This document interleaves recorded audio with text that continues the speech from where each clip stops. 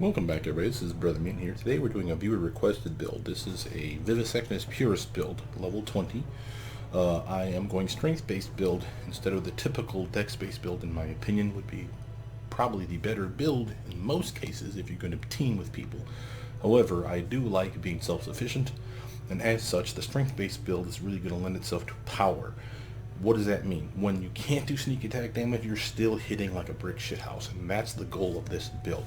So with that, let's actually get into the character. I'll show you how we level it up, and then we'll show you some demonstrations on what it can do. I went Half-Orc for a couple of reasons. One, it's like a human in that you get a +2 to any stat, in our case strength. You get, like a human, skilled feat, which literally means that you get an extra skill point at every level. So again, why not be the team leader that specializes in a variety of things? We will have maxed out trickery, perception, and persuasion. And as far as other skills are concerned, we'll have 3 points invested in athletics and mobility. We will have stealth, will have 4 points invested in it. Not very many, but still you have spells that will buff you besides. Persuasion, perception, and trickery, like I said, are 20 each. We'll have 14 points invested in knowledge arcana, 14 points invested in knowledge world. Nothing in any of the lores, and that's mostly because your wisdom straight up sucks. And we will put in 12 points in use magic device, so you do have some skill with using wands and scrolls of spells that you don't have access to. Having said that, our stats spread is going to be strength 19, 10 dex, 12 con, 16 intelligence, which is so you can cast your quote-unquote spells. I say that because they're considered potions, even though they're not. It's a spell book. You can just think of them as spells, even if they are individual only for you for a while. But 16 for intelligence to get you all the way from 1 through 6 for your spell book. Wisdom of 10, charisma of 10. Remember, because we went Half-Orc, not only do we get skill, we get intimidating, which means we get a bonus to our intimidation check as far as persuasion is concerned. So when we max out that persuasion, it'll actually be 2 points higher for the stat when we try to intimidate someone, which is good, because with a strength-based build like this, we're going to want to do things like Cornigan Smash, Shatter Defenses, Dreadful Carnage. Definite combo here that you're going to love. The fact that you're setting up yourself for sneak attack damage is amazing, and we have ways besides of that of doing some serious damage. So let's level up the character, shall we? Note, for my first level I picked, since you're not a human, you only get 1, we grab power attack. Now, is it necessary here? No, there's other stuff that you could have slopped in there, but I do want power attack early because we will need it for other things. You will not have it on, is my point. While you do have a decent enough strength to actually merit swinging with a penalty, that -1 early on isn't that big of a deal. It's still one of those where I wouldn't gimp myself just to push out another 2 points of damage, or 3 if you're using a two-handed weapon, which I highly recommend you do. If you get to like level 3 or 4 though and want to turn it on, I wouldn't object at that point, because you have enough base attack bonus by that point that -1 to your swing is not really going to be all that noticeable, in my opinion. And again, we'll have a way to offset it with, say, like weapon focus. For level 2, we're going to, first I should point out some of the stuff that you get as a Vivisectionist. Notice that you get a Mutagen. The reason that you do this, besides your sneak attack, is Mutagen, quite frankly. This is an ability to, once a day, you can chug a potion called a Mutagen. That Mutagen will buff one of your 3 physical stats, either strength or dex or con. There will be upgraded versions of the Mutagen that we'll pick up later that will upgrade more than one of those stats, so 2. You can get one that can upgrade all 3, and then at the very end you can actually get one called True Mutagen, which will buff all 3 equally, which means a +8 to all those stats, strength, dex, and con. And those do stack with the belt of physical perfection, or cat's grace, bull's strength, bear's endurance, those types of spells. So that's really nice, which means you're going to have probably one of the highest strength scores in the game, which is going to be pretty damn baller. Notice, of course, you get sneak attack damage at every odd level, and we are not grabbing, you could, but I'm not grabbing accomplished sneak attacker. That gives you another die of sneak attack damage, meaning at the very end you'd have a total of 11d6. Definitely better than 10, but you won't notice it at the end. So my advice to you is, if you do want that feat and get rid of something that I'm telling you to grab, feel free to do so, but grab it early. You'll notice it more. 1d6 going to 2d6 or 2d6 going to 3d6, that's a noticeable, even all the way up to 4d6 going to 5d6, that's a noticeable increase. You will feel it. At 8, 9, and 10 going to 9, 10, and 11, you probably won't even notice it, quite frankly, so I wouldn't bother. Get it early if you're going to get it at all, is my advice to you. Notice that we get poison resistance, +2, +4, +6 to our fortitude save against poison effects. That's helpful.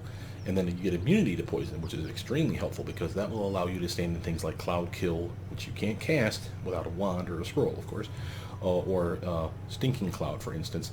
And again, stand right in it and not be affected by it at all. That's baller. That's really good team tactics for you. You be up front, fighting in the cloud, sneak attack damage and besides, and everyone else is standing back and peppering the bad guys inside the Stinking Cloud. That's really nice for you. Now, having said that, are you the tank? I would say no. It's not that you can't. You don't have enough con, in my opinion. Yes, we'll buff it later on, but it's still one of those things where you're kind of squishy, and you only have light armor. We did not invest in any feats that would give you medium or heavy armor. You could do that. I'm not going to, but you could. And the reason for that is because if we can buff our strength, we can also buff our dex. If you're buffing your dex, chances are with belts and everything else on, you're going to have such a high dex that medium armor is not going to give you the ability to use all that dex for armor class. And I'd rather have it from dex because it accounts for a lot more things. For flat-footed, you're going to be fine. Don't worry about that. Even in light armor, with all the buffs you're going to slap on yourself, you're going to be baller. It's the touch armor class that's of concern here. And that's why a pure Vivisectionist 20 build is never going to solo, in my opinion. Even a dex one. You could eke out a pretty good existence, don't get me wrong. But you ever get caught flat-footed with a dex-based build where you're using robes, for instance, you're going to get your ass handed to you. Going monk, on the other hand, for like a level or 2 dip is definitely worth it. And if you want to see that build, just comment down below. Say, hey, what about that solo build you talked about? I'll happily make it for you, but I won't do it if you don't want it. So if anyone out there that's watching this video says, hey, I'd like to see that build, just post down below. It's a way to me encourage you guys to actually post down below, because I do want to see your comments on this stuff. For those of you interested, just so we're clear, it will not be a dex-based build. It will actually be a Cognitigen build. What does that mean? Well, Mutagen is the one that buffs your physical stats. Cognitigen is something that we can pick here, and that will buff your mental stats, similar to what you're seeing here. So instead of it being strength, dex, or con that gets buffed, with the Cognitigen you buff your intelligence, your wisdom, or your charisma. And again, depending on which type of monk I grab, wisdom or charisma, I could literally bump either of those and have more armor for myself besides, as well as some other things besides. So there's a reason to want to go that build, and I can show that to you if you're interested. I'll happily show you the Cognitigen build. I think you'll actually like it. But let's get back to your build. Something else that we get here, besides our sneak attack, besides our mutagen, notice that your mutagen goes from 10 minutes per round, or per level, excuse me. Once a day you can use it, and then it's done. And then you have to rest again to get it back like a spell, if you will, or a spell-like ability. Notice at level 14 you get what's called persistent mutagen. This allows you to extend the duration now, instead of 10 minutes per level, to 1 hour per level. So at level 14, you chug that sucker and that lasts you for 14 hours of yummy, yummy goodness. And the beautiful part of this is it really does keep track of the hours. What does that mean? If you take a nap, let's say you chug it and forget that everyone's out of spells, so, oh, we need to take a nap, take an 8-hour rest. You've used 8 of those 14 hours, so you still have about 6 hours still on your character still, which means you don't have to chug it immediately when you wake up in the morning. You still have the buff on you. That's baller. And again, it'll go all the way up to 20 hours by the highest part of your build. That's pretty badass. Now, obviously, that's a ways away, but you could easily achieve 14, I'd say, by the end of Chapter 2, maybe somewhere in Chapter 3, without much effort, even with a team. So, definitely something you're going to get and feel. Notice you also get advanced talents, only one, which means that if you want one, then you have to grab it here at level 10. I have one selected for you. I will show it to you when you get there, as well as a couple other possible choices, but the one I have, I think you'll like best. Notice that this will take away one of your medical discoveries. You get one at level 2, 4, and on up. Every even level you get one, except for level 20, where you get actually 2, and you also get a Gran Discovery, which is a souped up version of our mutagen in our case. But this other 2 that you got here literally is 2 of the same thing. Kind of makes up for the fact that we're kind of burning one here to get our advanced talent. It's not that it's a waste, it's just if you wanted some of the weirder shit that you can get for being the Vivisectionist, this is really where it all comes into play. The spells, or quote-unquote potions that you get, are pretty cool, don't get me wrong, but this is really where the fun is for making this build. So, let's get into it. Level 2. We are going to push Perception, Trickery, and I'm going to use my points to get Persuasion now caught up. And all these 3 skills, Trickery, Perception, and Persuasion, will always get a point. So they're always going up to 20, and that's as soon as you can make them to 20. Again, as fast as you can get them up is where you're going to invest them. Then we can unlock things like use magic device or stealth, and after that, that's really everything you're going to invest in. For here, level 2, the first thing you're going to grab is, in my opinion, Enhanced Potion. All of these are a grain of salt. You can grab them in which any order makes sense to you. Some have limitations. For instance, if you see the unavailable ones, we are going to grab, for example, Greater Mutagen. There we go. Notice it requires you being at least level 12 Alchemist to do it. So obviously we're going to grab it here or later. So if you want to grab it here, which is where I'm going to grab it, fine. If you're going to switch stuff around, you can shuffle it down. I think that's a mistake, but it's on you to make that mistake. Just know what your limitations are, is my point, before you start pie in the sky dreaming, oh, I definitely want that later than sooner, or sooner than later. Well, yeah, can you get it sooner, is my question to you. This one, though, is interesting. So is Extend Potion. We will get both, just to jump to the punch here. This one we will grab literally as one of your last things. Enhanced Potion is better, in my opinion. Why? Extend Potion, literally what it does, the Extend one that we're going to get at the end, literally takes whatever duration the potion has. So let's say it's a 1 minute per caster level, and it's a caster level 1 potion, because all potions, like scrolls, have a caster level attached to them. This is common, so grab yourself something like Shield of Faith Potion. It's caster level 1, and it's 1 minute per caster level, so you chuck that thing, you get a +2 to your deflection armor for 1 minute, poof, it's over. This Extend Potion would double that duration. 1 minute goes to 2. That's useful, don't get me wrong, but it's only 2 minutes. What does Enhanced Potion then do?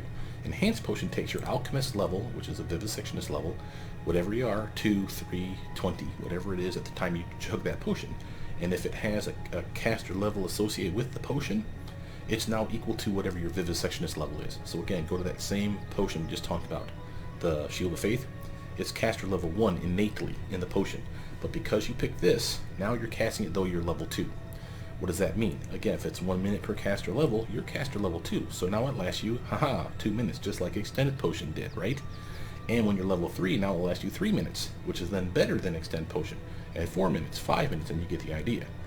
And there's potions out there that they're basically just spells in a pocket, right? It's the whole point of potions versus scrolls. Scrolls are used by those wizardy types and the cleric types, the ones that have the ability to cast from a scroll. Potions anyone can use. Anyone can drink a goddamn potion. That's why these are pocket clerics. So if you have, say, Cure Light Wound potion, those ones have a caster level of 1. But the healing that's done by it is dependent on the caster level. It's 1d8 plus 1 per caster level, maximum of +5. So for anyone just drinking that potion, they're healing themselves for 1d8 plus 1, period. You, on the other hand, have this. It's 1d8 plus 2 now, or plus 3, all the way up to +5. Anything above 5 for you for that potion, it's still only going to be 1d8 plus 5. But you see how you're now better than everybody else for using potions? This is also why you'll be using potions on your team. What does that mean? I don't mean that all the potions are going to you. That's true. What I mean is, if someone needs to be healed from a potion, you do not let them put it in their belt slot and then chunk it, because they'll get the crappy version of it. If you activate the potion, I'll show you how to do that, and heal them, they get the bonus of this, and if you have this too on it, and there's a duration to the potion, they'll get the benefit of both of these. So you're the guy that's handing out the potions. You're pouring it down their throat, if you will. And that's why you're going to be the potion guy. Make sure we're clear on this. I'll show you how to do this when we get into the game, but this is going to make you awesome and loved by your team. Okay? That doesn't mean you're not the tank. That doesn't mean you're not the melee sneak attack fighter bastard. You're all that stuff and then some. But when it comes to out of combat buffing up, if there's a potion to be had, it's going to you first, so you can give it to them and have them chug it. So that's how that's going to work. Okay? This is amazing, and it gets better from here. Note on this, though, there is a caveat with this. There can be some potions that you get. For instance, you can get a potion that's caster level 3. If you chug it right now, I think it really does set it back to level 2. So be careful of that shit. So it's not going to be horrible. It's just going to be one of those things like, hey, how come I didn't get 30-minute buff? Oh, yeah, because you're only level 2. So just be aware of that. But this really makes the potions that you're going to find very important. And when you find a vendor that's willing to sell you cheap potions, you're going to stock up on that shit. Now, I'm not saying grab him out all 99 of everything that he has. That's expensive. But I wouldn't hesitate to grab 5 every now and again. Hell, if it's $50 a potion, you know, grab yourself $250 worth of potion. That's 5 potions. Poof. And you have them in your kitty. Don't use them just whenever you feel like it. Use them when you need them. And again, I'll show you how you manage that. But this is definitely something that's going to help you and your team really eke out as much as you can get out of every potion. If I were to pair your character, by the way, with another character, like say you had a desire to make a what they call them, a mercenary, to join the team, someone that's specific, you know, you build him or her the way you want, just like your main character, obviously with a less of a stat point buy, but still pretty solid as a 20-point stat buy. I would make you to match with this character. I would make you a Scroll Savant. And why is that? Because Scroll Savant at level 10, they get an inherent ability here where they have scrolls just like anyone else, and those scrolls can be used at their caster level instead of the caster level of the scroll. The scroll, just like the potion, has an inherent caster level associated with it. So for example, if you have a fireball spell scroll that you pick up, a typical caster level for that, I want to say, is like 5. So they will literally say caster level 5, which means you do 5d6 of damage. But that Scroll Savant at level 10 and higher will cast it as a level 10 spell. Higher, of course, too, but 10 is where fireball caps out. That's why I say 10. So literally it'll be 10d6 of damage, not the lame-ass 5d6 that the scroll cast it at. So a Scroll Savant will make use of all the scrolls better than anyone else. You will make use of the potions better than anyone else. That's a perfect marriage right there. That's a beautiful combo. Highly recommend that you take that on your team, and it thematically fits. You're the fighter slash, you know, drunken master, you know, chugging down potions left and right and buffing the team up, the wise old wizard that's not even a wizard. And then you have your, I don't know, punk kid sister, whatever, that just happens to be an actual wizard. The Scroll Savant is a wizard class, by the way, and she's the one that, as you get her to level 10, suddenly she'll be your flash in the pan shock damage. You know, she's the one that's beaming targets or fireballing shit, lightning bolt and stuff. You're buffing her and being the front runner, that you're literally up front taking the damage and basically tanking or aggroing for her, so she can dish out the extra damage with her spells. You're doing plenty of damage too, don't kid yourself. But the point is, it's a perfect synergy there of two awesome characters, and I highly recommend you consider that. But let's keep going. As far as your spells, and I know these are potions because if you look in your spell book, they literally call them potions that you created daily. It's the same thing. They behave as spells. They're not like potions that you can sell at the market, so I just call them spells, just to be clear, okay? It is in a spell book that you'll have for level 1 through 6. You're going to get them all, so I can't tell you what to grab. You're going to grab whatever makes sense at the time. Notice some things. Bomber's Eye and Targeted Bomb Admixture are useless for you. And on that note, all your potions slash spells here that we're going to get 1 through 6 only work on you. However, go back real quick. If you want them to work on anyone else, you need to grab this little trick called Infusion. We will get it. It's very late in the build. I'm sorry about that, buddy, but there's more important things coming. But this is a way for you to use your quote-unquote spells to work on teammates and bad guys, by the way, because there's some that will work on bad guys, and you definitely want that shit. So you do want Infusion, and again, if you want to move that shit up closer, swap it out for Enhanced Potion now, hey man, do that thing. I'm not going to tell you not to. But I still maintain Enhanced Potion early on is extremely valuable, very cost-effective, money-saving tool, but up to you.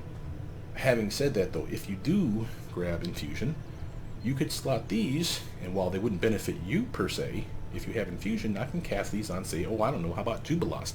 That's a bomb-chucking son of a bitch.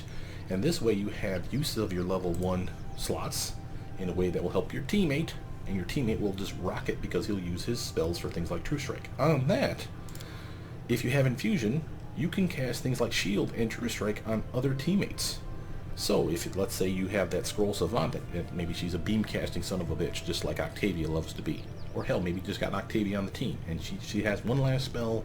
It's a Scorching Ray, let's say, and it would really be awesome if she could hit that target at distance and drop that bastard. Well, you could cast True Strike on her if you had Infusion, and of course you had True Strike slotted. Cast it on her, make sure that you act before she does, and then have her fire off that spell of Scorching Ray, and she'll get a plus 20 to that first swing. Just saying. There's really a lot of reasons to like the Infusion and the spells that you get. You will be the guy that buffs your team, and you'll be awesome at it. Now, I will recommend that you grab spells from scrolls and scribe them into your book as soon as you find them, which is why I'm not concerned about you grabbing anything in particular 1 through 6, because you're going to get them all, in my opinion. Even if they're useless, you still want them in your book, because I'm a completionist. I have to have them all. So that's a thing. But know which ones work for you until you get Infusion, because there's a couple that could damage you, and you don't want to do that either. Going Alchemist.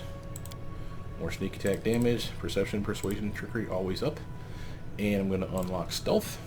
So as you see here, so now everything that we have points in is going to be the stuff that we invest points in. For instance, If you want to do the mobility checks and the trickery checks and the athletics checks early on, remember you're not running solo, but if you shut XP share off, you can be ahead of your team by a level or two pretty damn quickly. And again, trickery, mobility, and athletics are the way to do that early on. Highly recommend that you invest in those. Mobility is now officially done, so that's good news for us. For here, level 3, we're going to grab a weapon focus. Now, first off, note that you're limited in the types of weapons that you get. Simple weapons, bombs, which we don't care about because we're not a bomb-throwing bastard, but it's on the list. Same with bite and claw, and there is reasons to want those, but you're not going to grab those either. Notice the list you have is pretty crappy, but because we went half-orc, there's a couple things in this list that stick out. For instance, great axes on your list. That's a two-handed weapon, and there's a lot of great axes in this game. Hell, in chapter 2 alone, there's a really good one you get very early on that does acid damage per hit.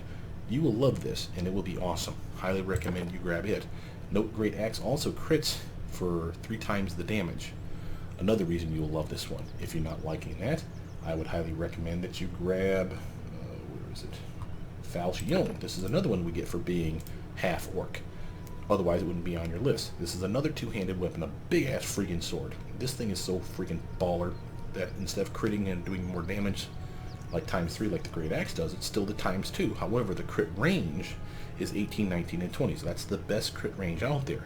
Obviously, a keen version of this would be baller, or get yourself improved critical for Falchion as soon as you can muster it, and now your crit range jumps from 15, 16, 17, 18, 19, or 20. On any of those rolls, you will do double damage, and that's awesome. And remember, that counts with your sneak attack level too, so you can really have some serious damage pushed out there if you want Falchion. I'm not going to grab that. What am I going to grab? I'm going to grab one that you had access to, as any alchemist should. Long spear. Why?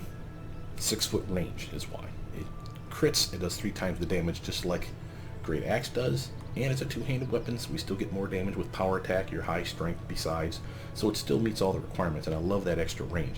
And if you're not the tank, which I still maintain that you're really probably not the tank, at least early on, then you're standing adjacent to the tank. And why not be far enough away that you can just stand there and just poke at the bad guy that's, you know, on top of the tank, causing your tank problems, fits, griefs, and blind spells. So this is a really nice way for you to get that extra. And because I know me, I'm going to use enlarged person, whether it's potions or my actual potions per day, my spells, to buff myself up for more strength, and increases my size. It increases the reach of your long spear. So it goes from 6 feet to, I believe, about 10 feet. That's pretty badass, and as such, you'll be able to reach a lot more bad guys this way, reasonably safe, which is pretty cool, in my opinion. But again, up to you. I'm going to grab Target Bomb and Mixture just because I know that I can get the Cure Light Wounds from the dragon if I so choose. I am in the Tenebra Steps, by the way, so this is something that you would have gotten anyway. Remember, every point's going to be invested in strength, so you're going to finish with a strength of 24 by the time this build is done. Perception, Persuasion, and Trickery. 2 points in Athletics. Now Athletics and Mobility are both done. You don't have to think about them anymore. For here, this is where we get weird. So now, notice this is like example of our Cognitive. This is the mental buff one. This is be for another build if you want to see it. So don't bother with this one. Feral Mutagen's a little weird. This is the one that it gives you 3 attacks in a round. Literally, you could have got that at level 2, by the way. It only lasts for as long as your Mutagen lasts, though. So basically, you get a claw, and a bite attack. That full attack bonus, which is pretty badass. With some sneak attack 11, that's some pretty decent shredding you're doing there. Just saying. But it doesn't last but for as long as your Mutagen lasts, which means once a day you get to activate it, and unless you are fighting in an area where that 10, 20, 30, 40 minute buff lasts you for multiple fights, you've just wasted it for a one fight and done. Which is why I'm not a fan. Certainly when it gets down here, when you're getting 14 hours, 15, 20 hours of buff, it's a lot better. Don't kid yourself. But it's still one of those where I'm like, yeah, if I wanted to make a Wolverine or a Sabretooth build, this would be how I'd do it, by the way. Pretty awesome. And there's other stuff that goes with it that are pretty cool too. But there's other stuff in here. Again, Infusion, Preserve Organs, so you can avoid crits and sneak attack damage, slow reaction, so when you do sneak attack, they cannot do attacks of opportunity for 1 round. That's actually pretty cool, something that we'll grab, but we'll grab it later.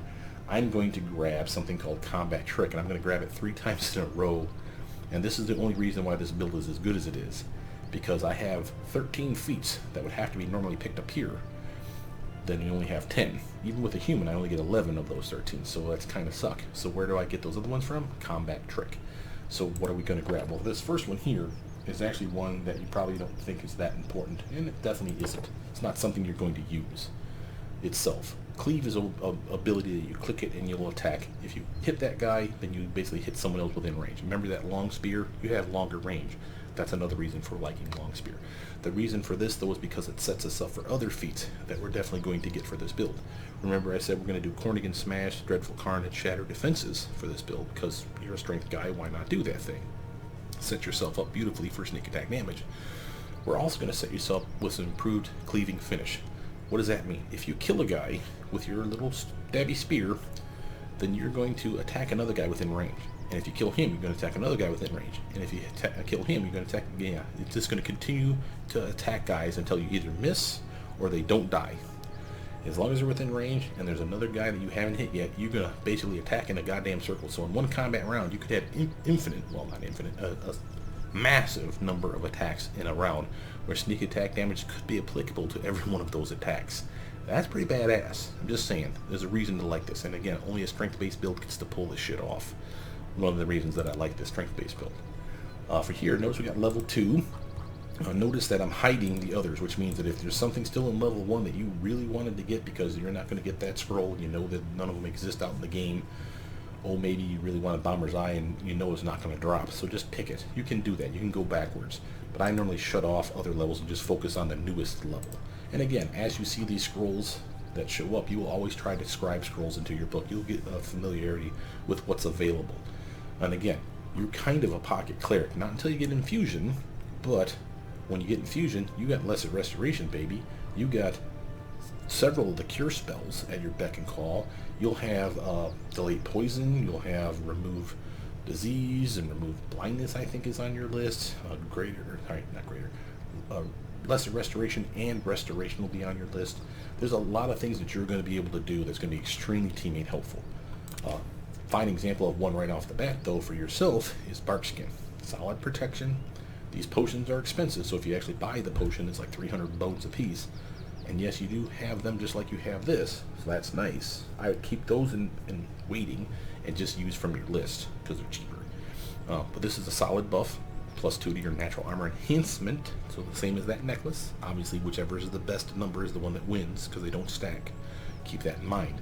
When you get Infusion, on the other hand, you could have the necklace on you, and you could be using Barkskin on the tank, or someone else on the team that could use it that doesn't have the necklace or doesn't have the best version of the necklace. So again, Barkskin is going to be extremely helpful for you, buddy. Going Alchemist. Perception, Persuasion, Trickery. Now, 3 points. I said I'd take Stealth to 4. Now all these are done with the exception of Trickery, which are always going to get points. And that's okay with me. Finished out the physical stuff, in my opinion, early on. Level 5, is it cleaving finish time? It sure is. This is the one that if you literally kill an opponent, okay, make a melee attack, you drop an opponent. If there's someone within range, another opponent, at a full base attack bonus, you will swing at that guy. That's awesome. That's, again, automatic. That doesn't have to be activated like Cleave does. That's why Cleave is garbage. Kind of like Dazzling Display is. It's useful, but it's kind of crap. We need it to unlock other stuff. This thing right now makes you awesome. So again, if you kill one guy and you got another bad guy within range, you'll attack him. Again, that long spear comes in super handy. So again, that's nice and that's automatic. So again, get up there, do some damage, put numbers on the board, buddy. For here, I'm going to grab something that'll protect you. Remember, Delayed Poison could be useful, but remember, you're probably going to scribe it into your book as soon as you find it anyway. Same with like Cure Moderate Wounds, some of these buffs like the Owl's Wisdom. You got all the 6 buffs spelled, by the way. The ones that buff your Strength, Dex, Con, your Intelligence, your Charisma, your Wisdom are all in your list. As soon as you see them in scroll form, you should be scribing them into your book. Not that you're going to use them or use them a lot, but you definitely want them. Same with things like Protection from Arrows. Resist Energy, Lesser Restoration. I just happen to know that the Dragon gives me many of these. And I don't need Delayed Poison. I think I will take Blur, though. Missing me by 20% of the time, all the time, is a pretty solid little buff for your character. Aid is another fine example of one that gives you a better swing, 10 hit points besides. And while Heroism is right around the corner at level 3 stuff, and is definitely better as far as a better swing and better effects, once you out-level the usefulness of Aid, that doesn't mean you don't put it in your list. When you have Infusion, you can cast Aid on a teammate. It's not the best buff ever, but it's definitely a buff. Give it to someone else that could use the 10 hit points like the tank, and you have the best buff Heroism on yourself, right? But again, up to you, the order. Again, it doesn't much matter. You can grab everything. going. Perception, persuasion, and trickery.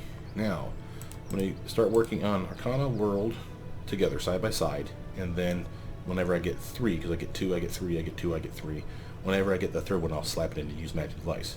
Eventually, Use Magic Device will be so far behind these two that when I, instead of investing 2 into these, I'll actually put both of them in Use Magic Device to get caught up a little bit. And that's basically how you're just going to rotate it, in my opinion. If you feel like something's lackluster, feel free to grab it. Combat trick time yet again. Okay, we're at level 6. This is why we're doing this. Corning and Smash. This is a strength-based build for this reason. Notice you needed power attack. Why did you need power attack? For this alone, and we need persuasion to 6 or higher. This is the soonest anyone could get Corning and Smash. Most of my builds can't get it till level 7. Why? Because there's no feat to grab it here. Oh, but wait, you have Combat Trick. So you can grab it at 6. A fighter could grab it at 6 because they'll have extra feats at every goddamn level. So they'll be able to pick it up. But you're not a fighter. But you want to be. So here you go, buddy. Corning and Smash. What does that do? That's an intimidation check for anyone you attack with power attack on. You're leaving that on all the time now, right? Of course you are.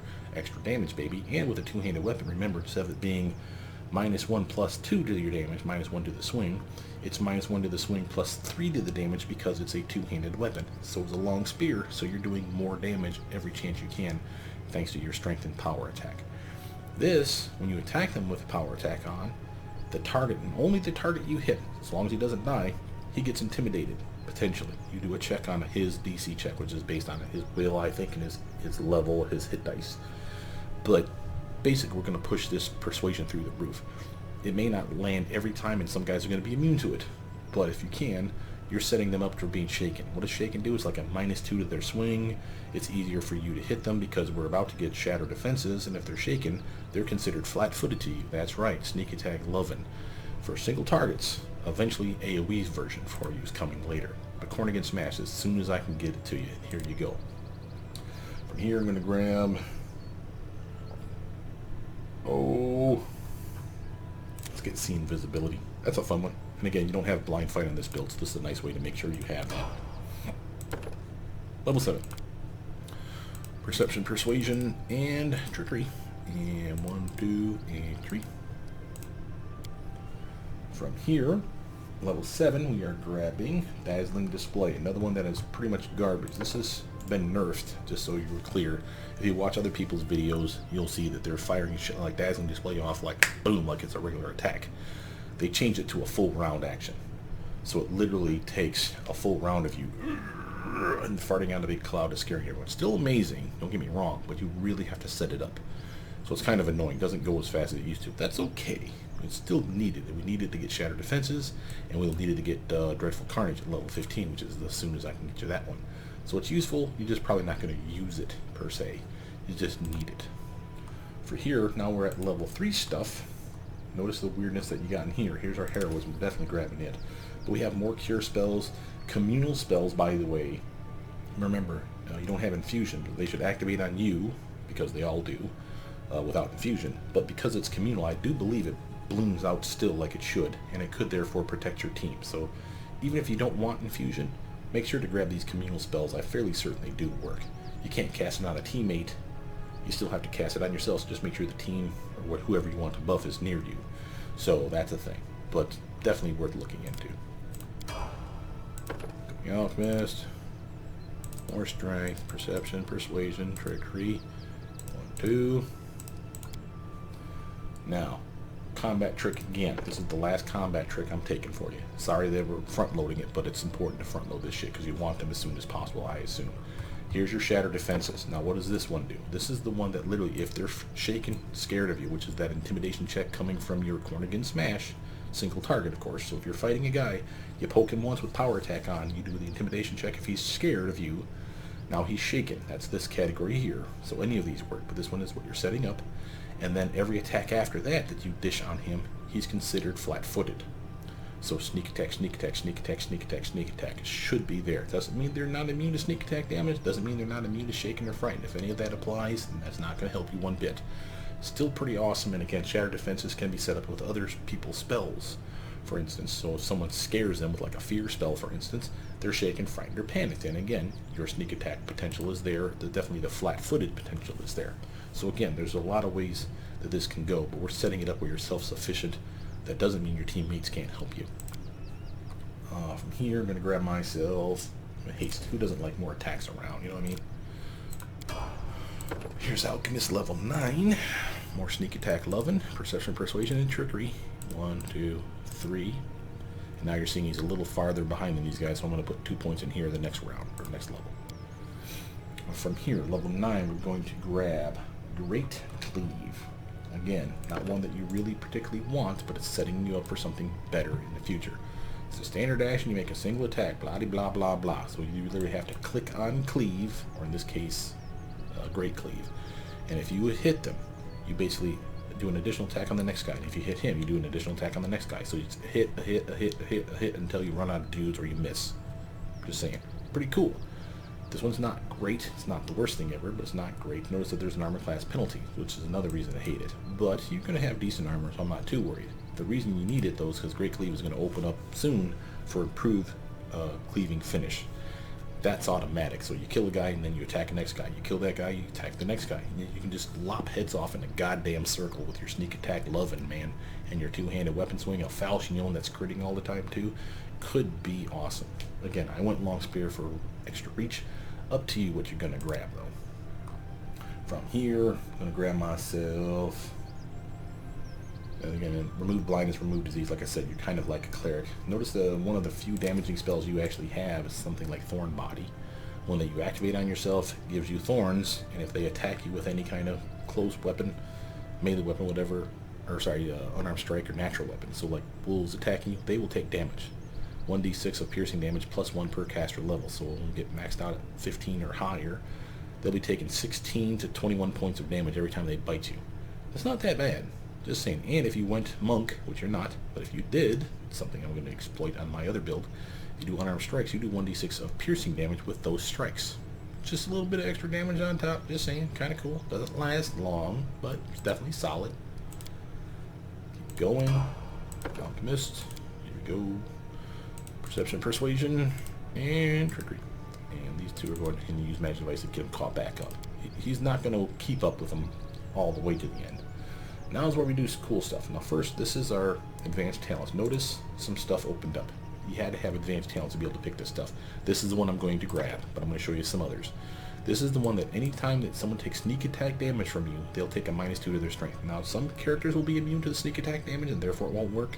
Some characters will be immune to ability drain, so it won't work. So just so we're clear, there's going to be plenty of times where you'll see -2, -2, -2. Sometimes you'll see -0. What's that for? It's because he's immune to ability drain. That's okay. But I have seen people die not from damage. They've died from having their strength go down to 0 or less. So on some of those big boss fights, where you're setting yourself up for sneak attack, sneak attack, sneak attack, sneak attack all day long in that bastard, you can kill him from negative strength. That's awesome. So again, pretty damn cool. Other options are dispelling attack. This is one where, again, every time you attack them with sneak attack, there's a chance that you will dispel an effect on them. The downside of that is that also works for if you've debuffed him with, like, say, a teammate. Let's say you cast, someone on your team cast slow on the bad guys. That's a spell effect. You could dispel that from what I understand. Well, that's stupid. I wanted it to be on there. So again, that's not helping you. So I said, screw it. I can see the use of it, but again, you only get one pick. So this one, in my opinion, is the best. There's another one, but we didn't pick slow reactions. And you had to get slow reactions first to get it. Confounding Blades. There it is. So if you want this one, you have to grab slow reactions. We're going to get it, but we're going to get it later. But you'd have to get it before level 10, obviously. And then you could pick this one. And what does this do? Instead of slow reactions, making them not get attacks of opportunity for 1 round. Remember, if you do sneak attack damage, now it changes it into 1d4 plus 1 round. So that's 2 minimum, 5 maximum. That's a lot of range for them not to be able to do attacks of opportunity. Your guys can dance all around those bastards and never get swung at. Just saying, that's kind of badass. I could see the love of it, and while we're going to get slow reactions, I'm getting it later because I'd rather you have that improved cleaving finish because you're going to kill some shit. So again, on you. From here, how do the levels? We're at level 4 now. Now, I'm going to go over some of these with you. Not everything, but some of my favorites. You're going to grab everything, but some of my favorites are things like Death Ward, one that most people don't have access to. Now, yes, it's coming late. level 10, but that's not that late. And again, you definitely want this on your main character. When you get Infusion, you can cast it on other people on your team. This will be another one that you want to cast on pretty much everybody. Amazing spell. Echolocation, for those that need to be able to quote-unquote see an invisible target without seeing the invisible target. Lasts longer than See Invisible does. 1 minute per level. This is 10 minutes per level. So you could use this on, say, Octavia or some other kind of caster. Comes in super handy. Other stuff like freedom of movement, amazing. Immune to paralysis. Fog, it's no solid fog in the game, but no slow effects, web spells, all that fun shit. And a long-lasting buff besides. Again, it says touch range, but remember, all these are only on you until you get infusions. And even if it says personal, like this one does, if you get infusion, I can cast that on someone else. So don't worry about it. For right now, it's just you. Once you get infusion, it's anyone you want to click on. Other ones that are useful, obviously Greater Invis will be something that we definitely want to grab for ourselves to set up sneak attack. Note, though, this is why I mentioned this to you, because Touch of Slime is one of your only other damaging attacks that are potion/spells that you have access to. If you don't have infusion, this will work on you. That's a bad idea. You'll get the spell, don't use the spell. If you get infusion, then you can click it and click it on somebody. Obviously the bad guy.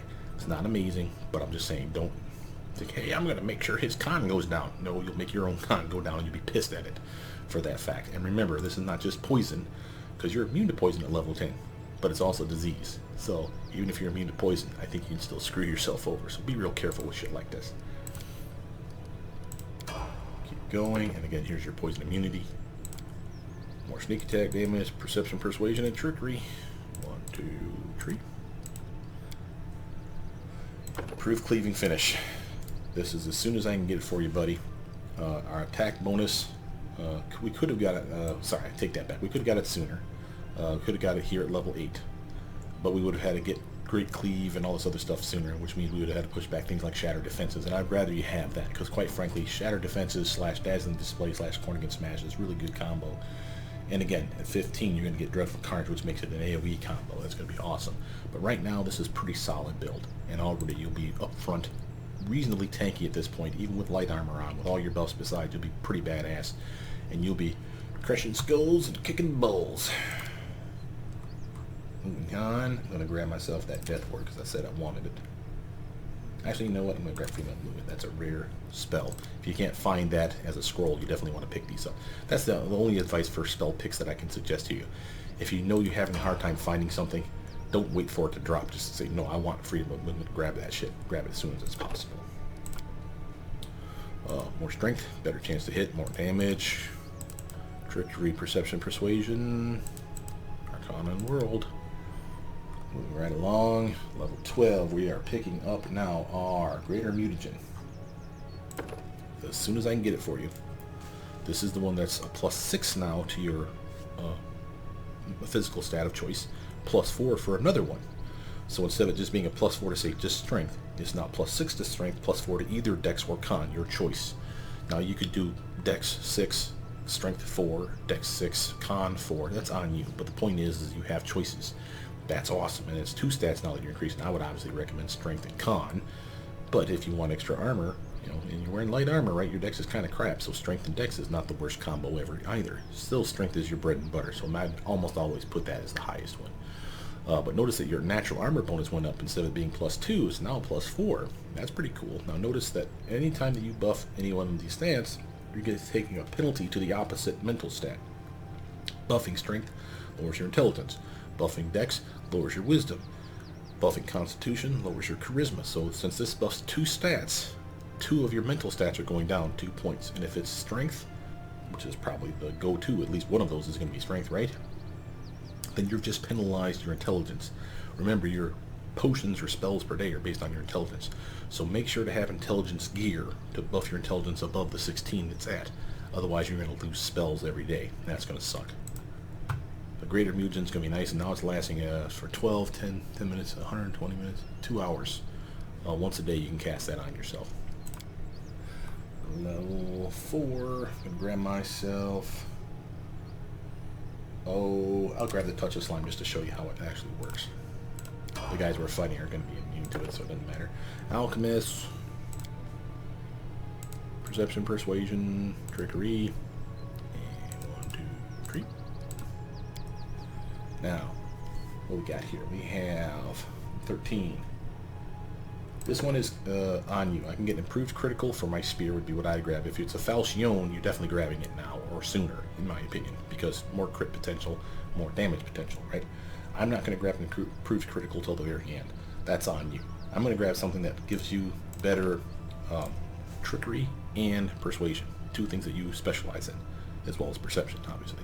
So persuasion's gone up 4 points now.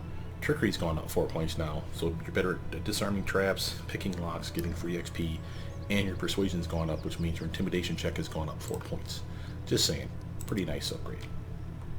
From here, level 5 spells are very limited, and again, you can pick all the way back to level 1 if you want. I'm just shortening the list to keep going so that we always have something at every level. But just common knowledge, spell resistance for yourself is amazing, and when you can get Infusion and cast that on your whole damn team, that's amazing. And that might be the only thing I would slot here at level 5. Just say, fuck it, have 4 or 5 spell resistance spells to cast on me and everybody on my team that I want to be protected from spells.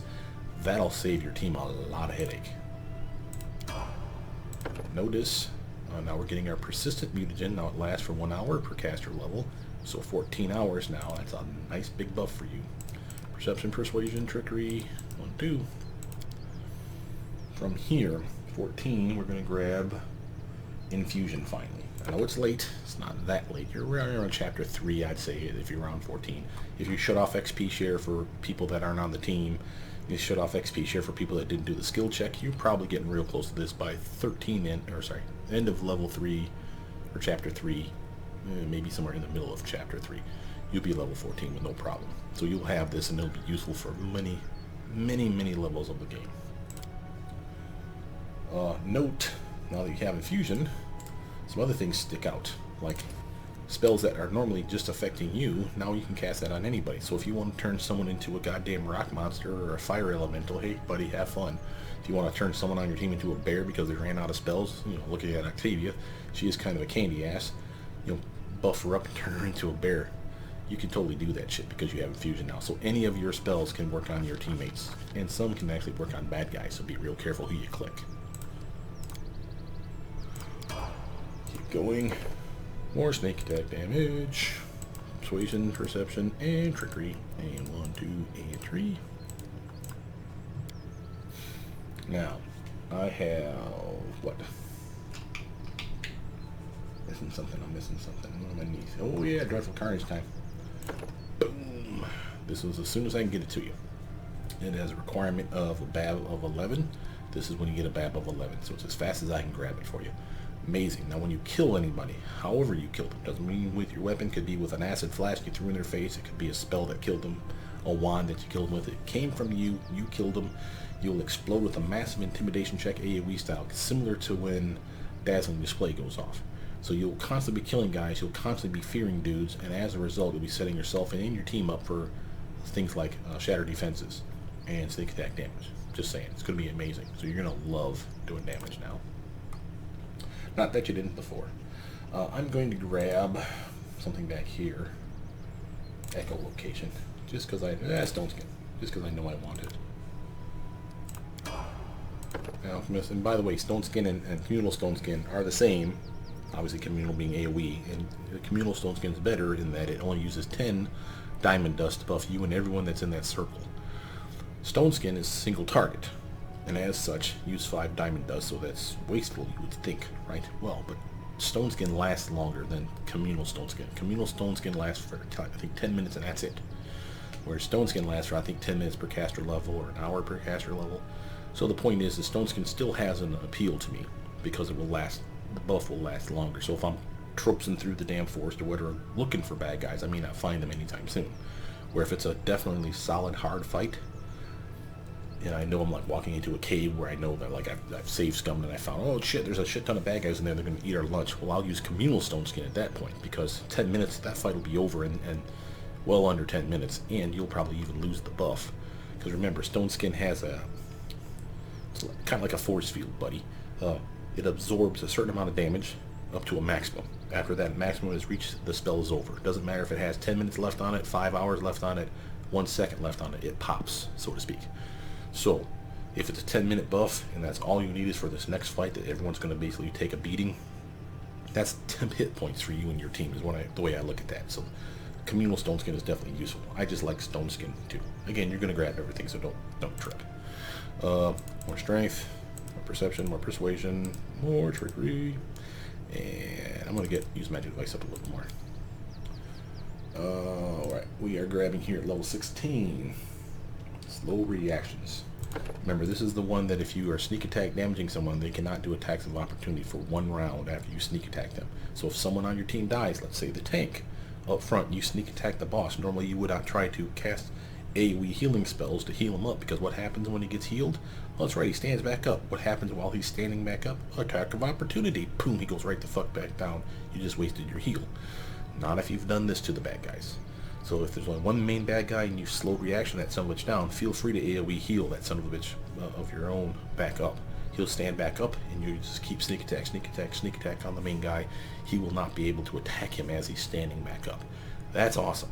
That's a good way to keep your team alive. And again, if you wanted that one sooner than later, you can make that argument.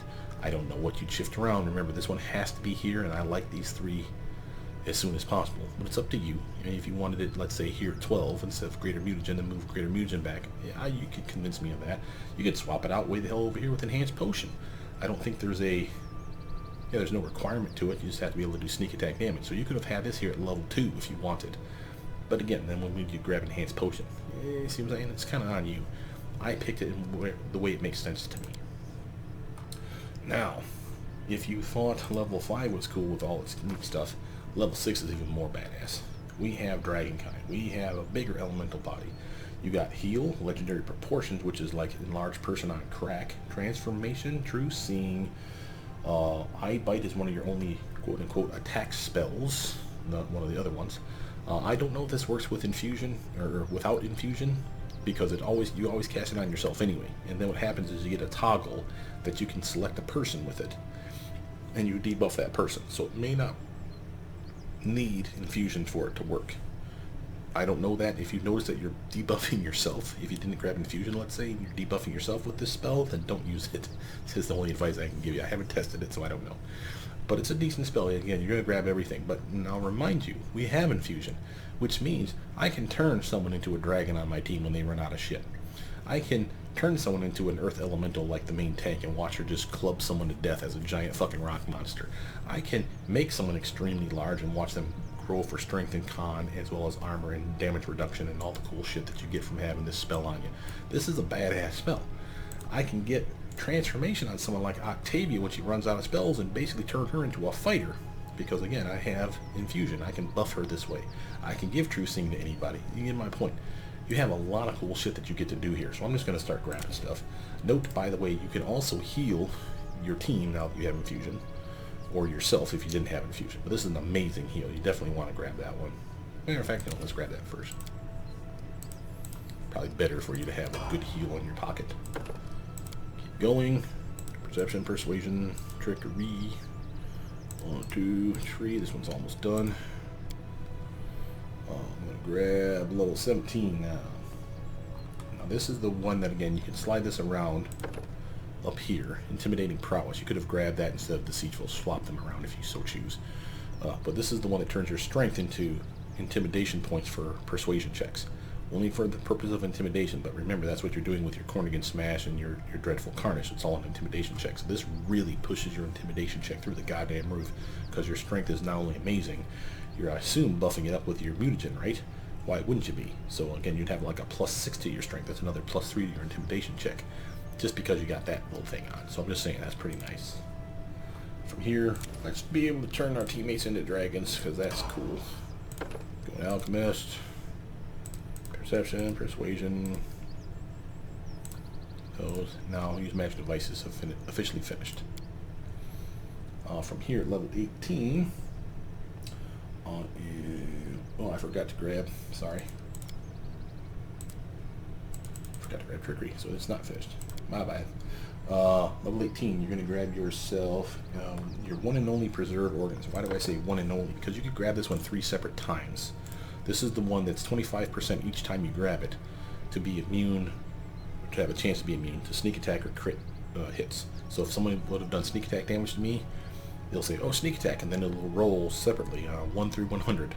If it's 25 or lower, then I'm immune to it. If it's over 25, then it goes through like normal. If I'm immune to it, remember, they still hit me. So I still take damage from the weapon. It's just not sneak attack damage, or crit hit damage, or both. So this is useful, and I could see stacking this 3 times to get that 75% chance. That makes you tanky as all shit. I'm grabbing this one because at level 20, I'm going to grab something that's been hidden because you needed this one to unlock it. It's called Mummification. And again, you can shift these around. I'll show you that later, but I'll explain what it does in a moment. But it's definitely a good pick, in my opinion. An Alchemist, Perception, Persuasion, Trickery. Now you're done. Okay, now I feel good about that. Improved Critical. This is my improved Critical for my Spear. Long Spear. Make sure you're grabbing the right one. Long Spear is not the same as Spear or Short Spear. Long Spear is the one that I have. I'm going to grab... let's grab Elemental Body 3. I like turning into a rock dude. Alchemist 20. Last one here, that's the Extended Potion one. And this is not the only thing you're going to get. You're going to get 3 things here. 1, 2, and 3. It does it in a weird order, though. But you get 1 medical thing, and then you get Strength Point, Perception, Persuasion, Trickery, all done. Those are all done. That's the final build. Then you get your Gran Discovery. This is your choices. You can get a +2 to Intelligence. That's not bad. I'm not saying not to take it. I'm just saying there's better choices. This would be awesome for those bombers out there, though, because their damage for their bombs are based on their intelligence, and the number of bombs a day is based on their intelligence score, too. So this is another way to get their intelligence just a slight bit higher than everyone else's. Fast Healing is another one. If you wanted to be a tanky son of a bitch, you basically regenerate now, bro. At level 20, you heal 5 points of damage every round. Period. There's no way to penetrate that shit. I don't know there's a way to make it go away even. It's always on you. That's awesome. So again, as you take a nap through the day, you won't even be healing. You'll heal from this, so you'll always be capped off. That's badass. And I can see that being super fun. I won't take it because we're going to grab True Mutagen. This is the reason you went this way. +8 for natural armor bonus. +8 for strength, dex, and con. And of course a corresponding -2 to intelligence and wisdom and charisma. That's a bummer. But by this level, you got some tiara that's giving you a +4, +6, or +8 to all 3 of these stats anyway. So you're not going to feel it all that much. The bonus to your strength, dex, and combo, you will feel that shit. And that's going to be awesome. Then they give you another medical discovery. Don't ask me why they do it in this weird-ass order. But this is the last one. This is the one we're going to grab, Mummification. It's not the only choice. Hell, if you wanted just to get yourself 50% sneak attack / crit immunity, feel free to grab Preserve Organs again. Grab yourself Spontaneous Healing. This is not the same as the regeneration you just saw. This basically is a clickable ability that based on your caster level, you can click it a number of times per day equal to your caster level,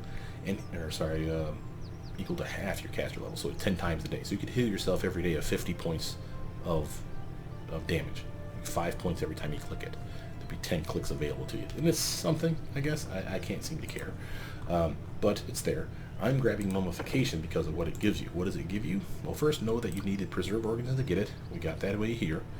So if you wanted it sooner, you need to grab that one sooner as well, is my point. Also, notice that you have to be at least Alchemist level 10, and you will not be grabbing it here because, again, you want Crippling Strike, and this is your only chance to grab it.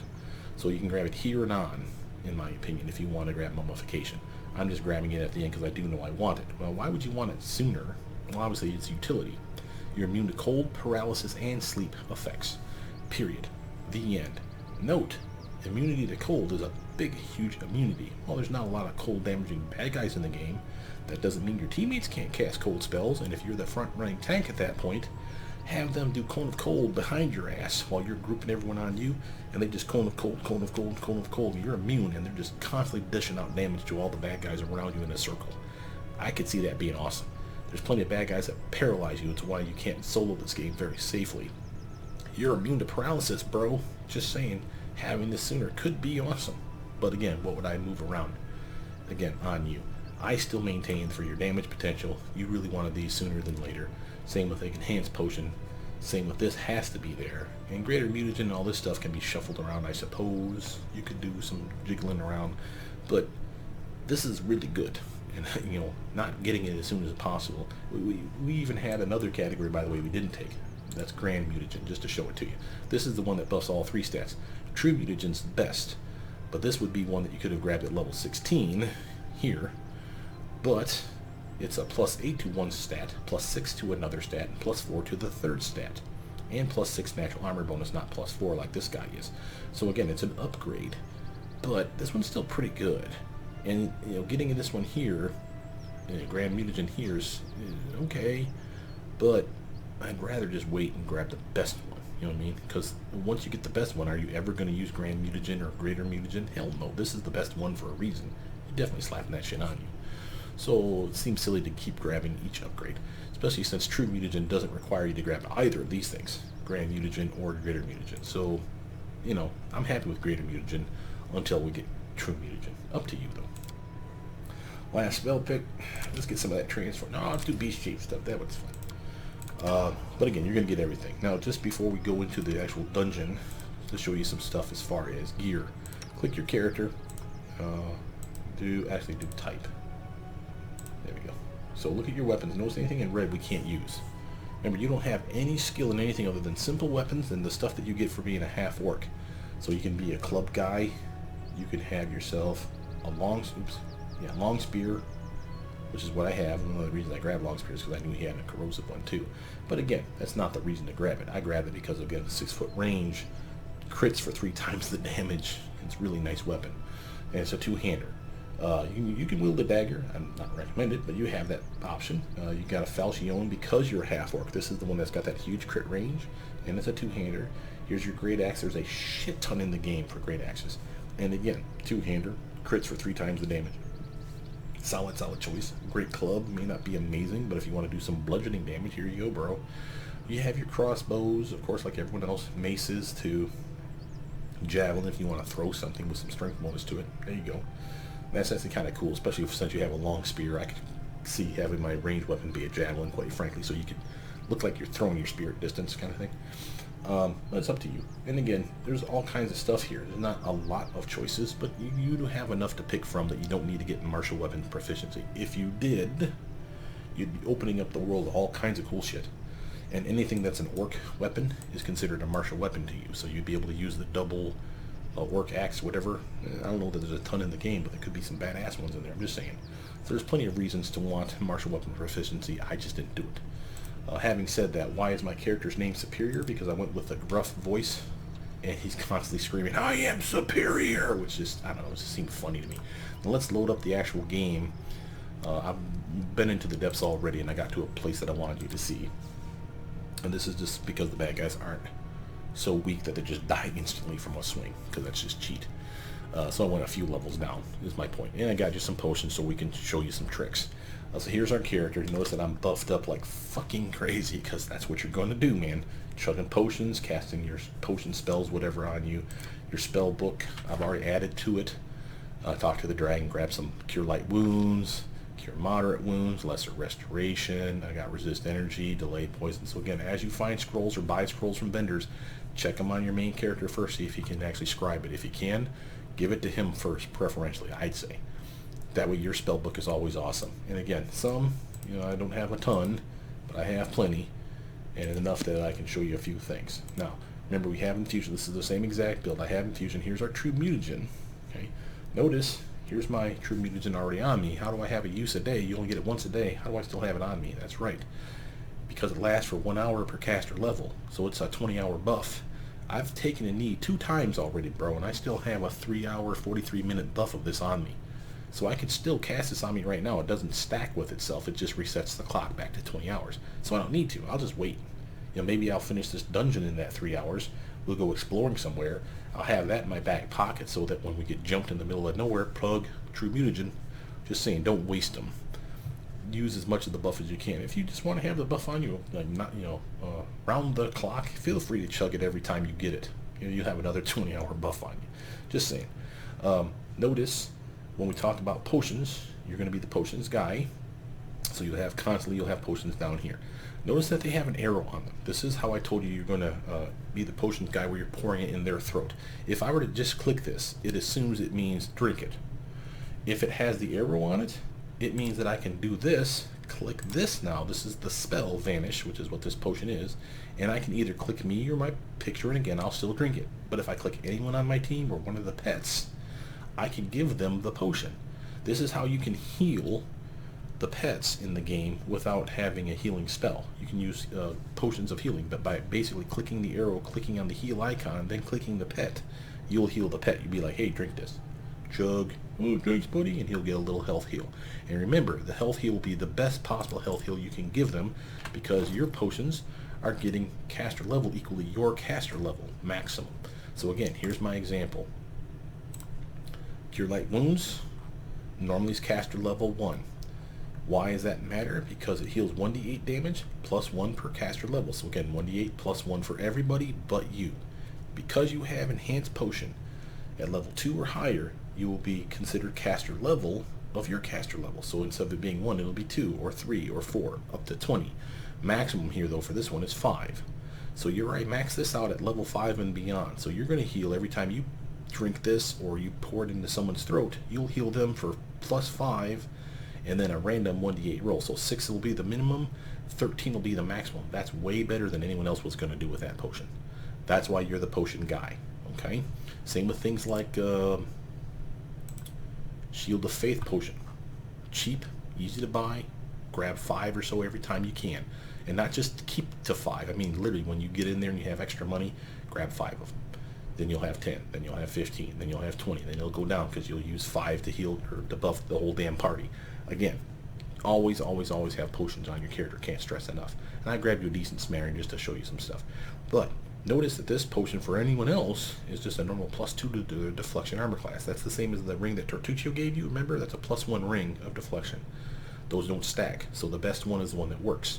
So if they drink this, it would be a buff to just about anyone early on. But then rapidly they get Ring of Protection +2, +3, and up. And this potion is garbage for them because it's only going to heal +2. Well, it says it can heal up to +5. Yeah, based on the caster level. What's the caster level of the potion? 1. What's the caster level for you? Haha, 20. So you cast this potion on you or force it into someone's throat on your team, like their pet or you or someone else. They'll get, at best case scenario, 5 to their deflection bonus. That's awesome, and it's a cheap-ass potion. That's amazing. Now, how long does it last? Again, 1 minute per level. For everyone else, it'll last them 1 minute. That's like a fight, maybe half a fight. That's it. So you're going to burn through those like crazy. Well, for you, it's 1 minute per level. You're level 2, 3, 4. And again, at 20, it's 20 minutes. Times 2, because you also have Extend Potion. Remember, you doubled the duration.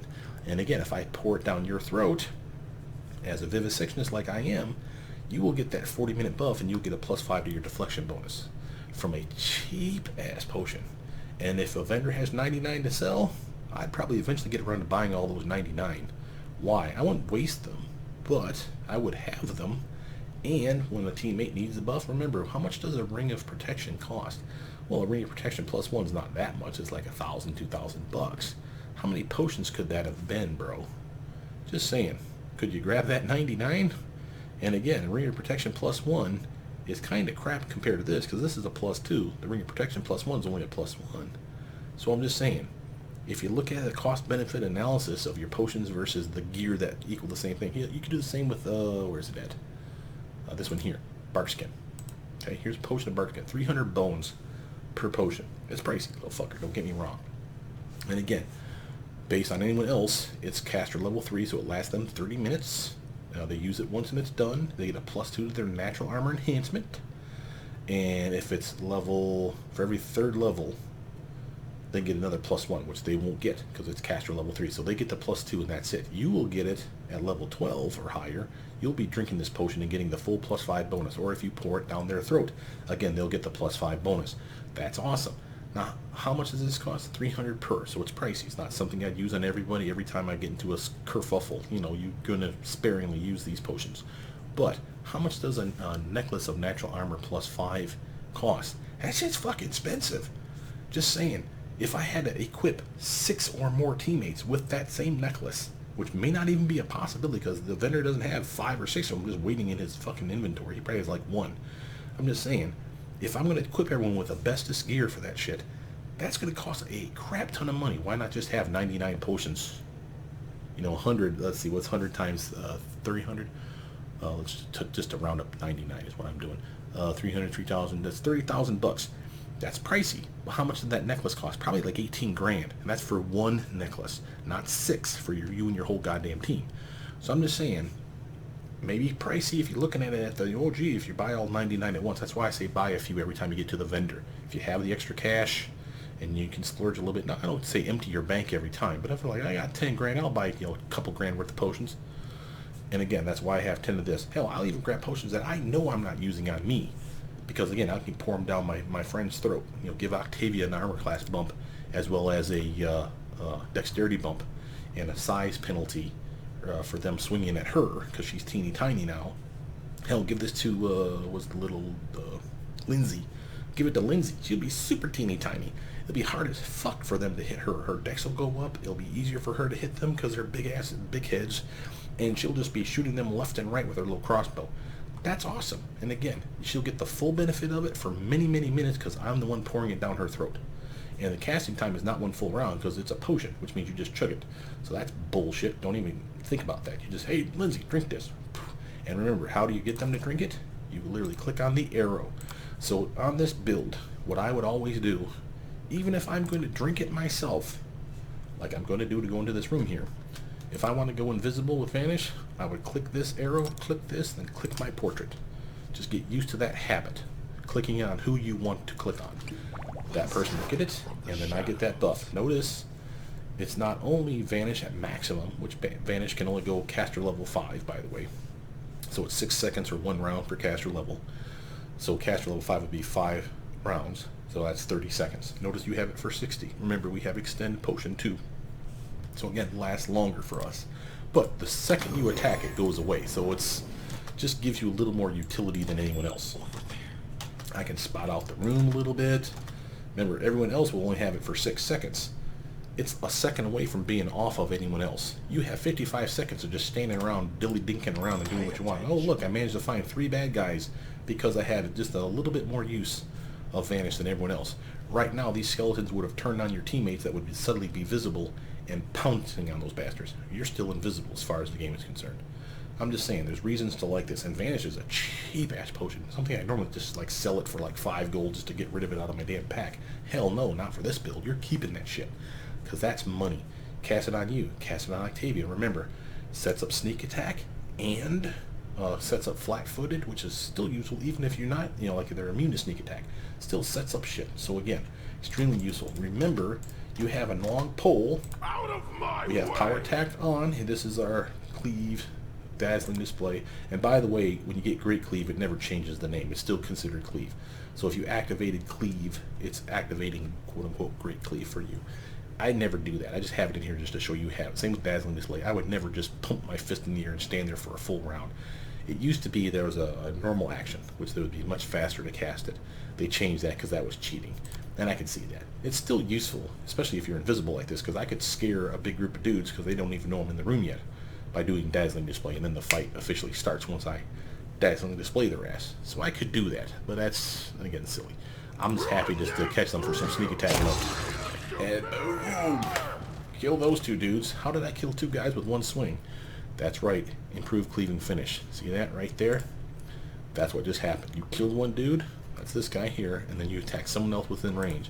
Why did it have such a good range? Because you had the long spear on, and I have enlarged person as a potion that I chugged. That's why it's 40 minutes, not 20. Potions for you are better than your actual spells. That's pretty awesome. So I just grab a bunch of enlarged person potions. They're cheap as fuck. They're like 50 bucks a pop. And then anytime I feel like I need a strength bump, boom, here you go, enlarged person for 40 minutes, baby. And I'm going to be awesome.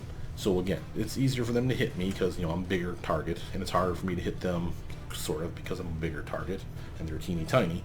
But I also have a strength bump from it, so that counters that part. And I do more damage because of the higher strength. And on that strength, let's take a look at that strength damage. You're doing 2d6 because I'm a larger person. My spear goes from 1d6 to 2d6, the next larger category. And I do 30 damage because it's a two-handed weapon with power attack on and my huge strength bump. And I'm not even capped at strength right now. I'm close, but I haven't put on any strength gear. I have a size bonus thanks to a large person and the true mutagen on right now. And of course everything else, my 24 plus another 10, so I'm at 34. So I'm doing good, but I could have that up to 42 with that belt of physical perfection. That's a +8 to your strength. That would stack, And that's totally something I can do. And I can have it higher than that, dude. So you can have a strength higher than 44 in this build. And just be crushing some damage. And again, that's not even counting the sneak attack. Sneak attack was there. You saw it. I did more damage than the sneak attack with my hit. Just saying. Kind of pimp. So when they are immune to your sneak attack, just because they happen to be immune to sneak attack, or maybe they're immune to the fear effect, or maybe they never become flat-footed for whatever reason, maybe they're monks, I don't know. Point is, you still have solid damage. This is why I like this strength build. And you're going to crush some shit. So you will be happy with this build, I think, man. Now let's reset, go back and try a couple other things I want to show you before we call the video quits. For instance, you'll notice I have Acid Flask and Alchemist Fire in my kitty. Super cheap potions. These are the cheapest ones you can buy. Like Acid Flask, I think they're like 10 bucks a pop. These ones here are like 50 bucks or 25 bucks a pop. So they're cheap. And again, grab 5, grab 10, grab 100 whenever you can afford it.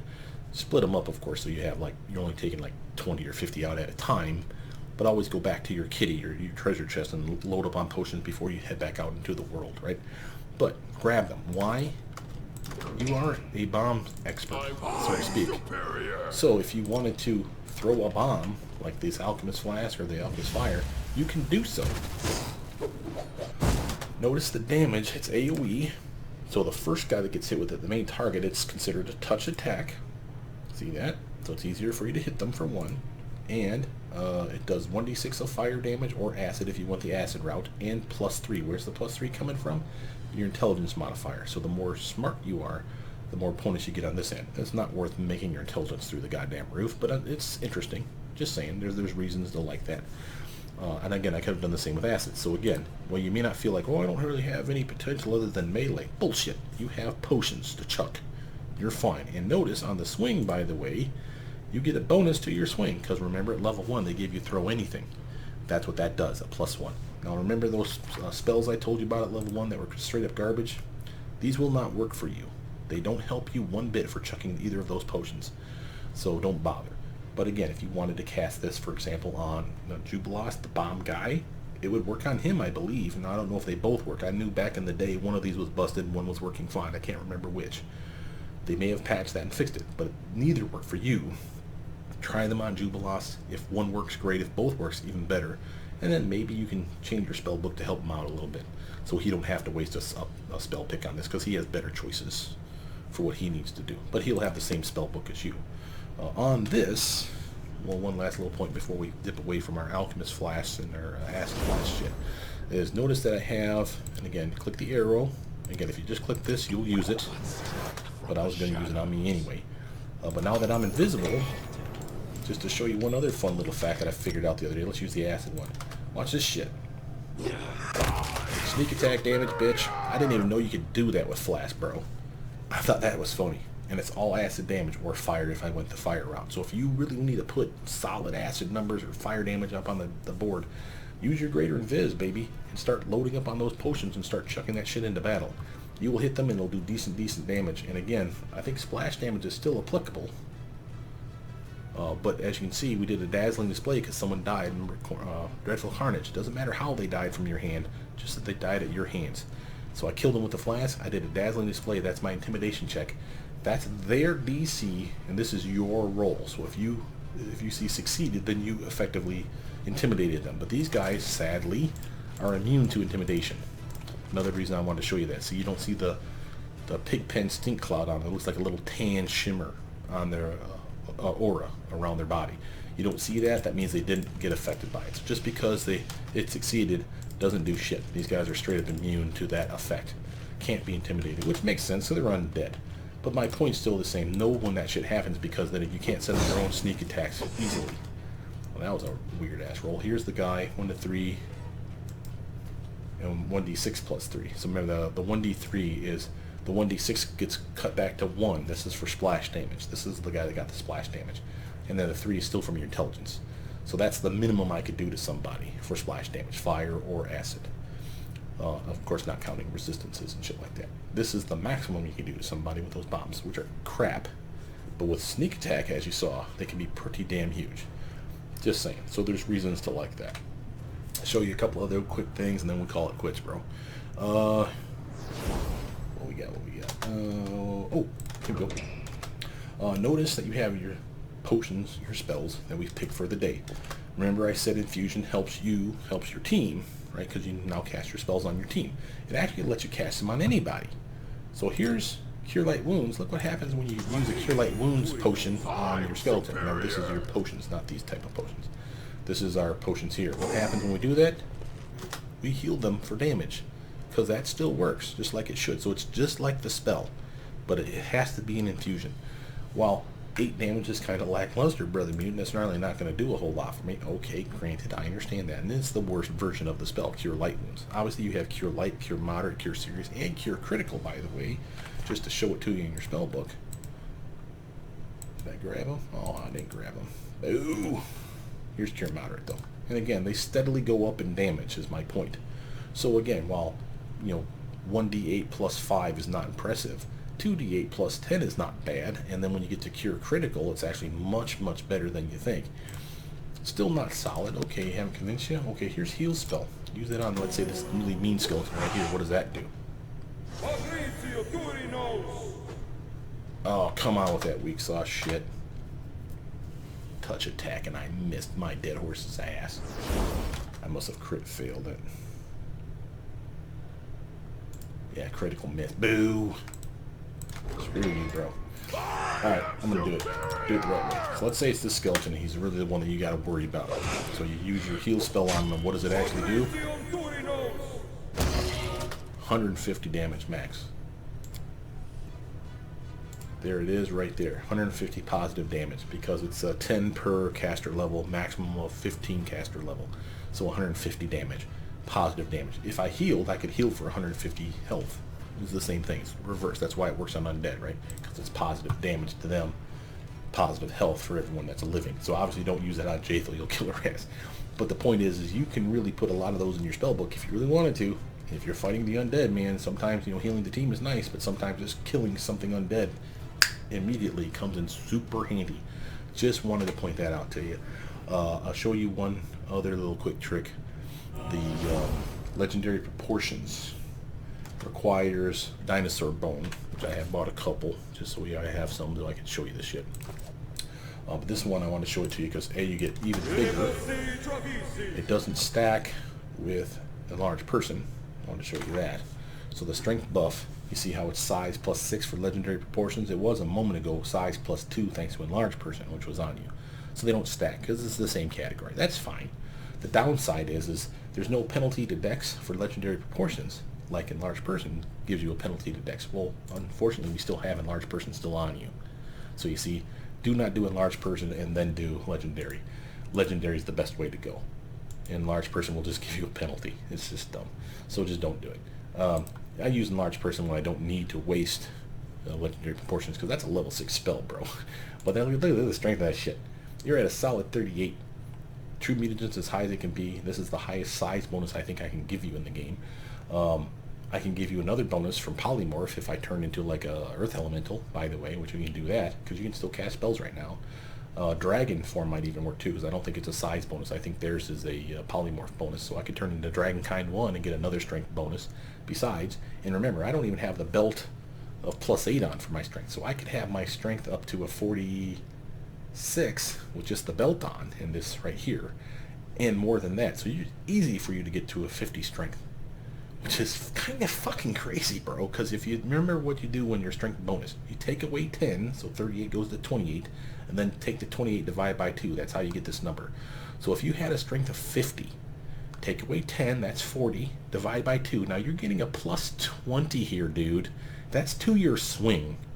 15 base attack bonus, +20, just because your strength. Then you're doing power attack and your strength, because it's a two-handed weapon. Instead of doing the +20, it does 50% more than 20. So you'd be doing 30 damage extra just from your strength being at 50. Then power attack, because again it's a two-handed weapon, instead of it being a -4 +8, it gives you 50% more to that plus. So instead of +8, it'd be +12, which is what you're getting right now. That's why you're seeing this number as high as it is. Because this right now, you're getting 21 from here for your two-handed weapon. To take away from the 33, what does that leave? 12. The 12's coming from power attack. because we don't have a magic spear at all. So we could even add to that too from the magic spear. But my point is, you could literally have, let's see, 20, 30 plus 12. You could have a 42 here with a non-magic weapon and whatever the damage of the weapon itself besides per hit. And that's before we count your sneak attack. So if they're immune to sneak attack, oh well, I guess I'll just club them to death with my spear or my falchion or my other two-handed weapon of fun. You're going to have fun with this build is my point. So I should have pointed out, of course, other things. Now, notice you got a con buff for legendary proportions, more hit points, more fortitude. Notice that your will sucks on this build. That's a bummer. And again, the only way I know to get that up is to go wisdom-based build, which I have. If you want to see it, I'll post it. It's the one you can take the game on solo where you're monking it up a little bit. So it's not a pure Vivisectionist, and instead of using Mutagen, we use Mutagen. I think it's cool. I'll show it to you if you want to see it, but I'm not going to waste my time if no one wants to see it. Notice that your attack bonus would be, again, plus 20. This would be actually a 35 with the highest strength of 50. This would be a 35 for your first initial swing. You could use haste on yourself, which you have that spell. And I can even make it higher than that because you have, where is it? Transformation spell. So get everything on, or actually, no. Let's do this the right way. So we have this one. Was there another way to buff? Oh yeah, I have a potion of strength. Where are you at, you little fucker? Eagle Splendor, Cat's Grace, full strength. There you go. Just like you used a full strength potion on yourself, except double duration, because again you have the extend potion, right? So instead of lasting for 20 minutes, it's lasting for 40. This is similar to your belt. You see the enhancement plus 4 bull strength? The belt would be plus 8, and it's an enhancement as well. They would not stack. So this is close. I could get you up to 46 if I had the belt on, is my point. So we're really goddamn close, but we're not amazing. But if I transformed, like, did I not take dragon? Oh, I did take the dragon form. Boo. You can cast spells in dragon form. Sorry. I think you can anyway. I don't know if they count for these because these are not spells. Remember, they're potions. But here's the transformation, though, is my point. This is an enhancement for strength. See how it's still bull strength, plus 4? Notice how dexterity has enhancement plus 4 transformation. They don't stack. Remember, they're the same category, so whichever is the quote-unquote best one is the one that is red. Bull strength is just as good, so therefore it's keeping bull strength on the list. But I have a bonus to dex, I have a bonus to con, and again, size, enhancement, and alchemical. So I got all kinds of bonuses right there, and that doesn't count polymorph. If I could polymorph or have someone polymorph me, that would stack as well, and I could get this much, much higher is my point. But look at your attack bonus now. Remember, it's a base attack bonus at 20. Why is it 20, not 15? Because transformation. That's what that did. So I could literally, if I had a strength of 50, which I can do, I'm fairly certain, strength of 50, and I'd had transformation on me, instead of a 20 for my swing, it would be a 40.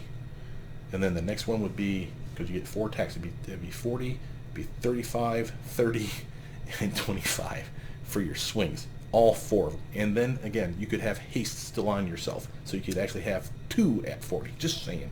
You could be swinging like a goddamn champion. And you would be. Look how big you are, dude. You're goddamn giant size. You're just going to obliterate these left and right. And that's even without sneak attack damage. Jesus Christ, I killed all 3 of those dudes with 1 swing. Because of the improved cleaving finish. And again, they're not getting any sneak attack damage. That's all just damage from you being a strong sumbitch. Just saying, I think you'll like this build. With that, though, I think this video's gone on long enough. My name is Brothermutant. Please like, subscribe, comment down below. Tell me what you guys think. And do you guys want to see that other build? I'm not going to push you into it, but it helps encourage you guys to write down below. With that, though, I'll see you guys soon. Bye now.